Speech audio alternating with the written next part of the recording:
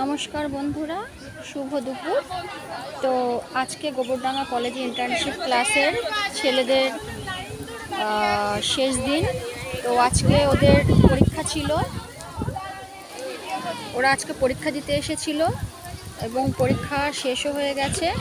তো এখন সবাই আস্তে আস্তে ক্লাসরুম থেকে বেরিয়ে এসেছে এবং এই কলেজ ক্যাম্পাসে একটু বিশ্রাম নিচ্ছে।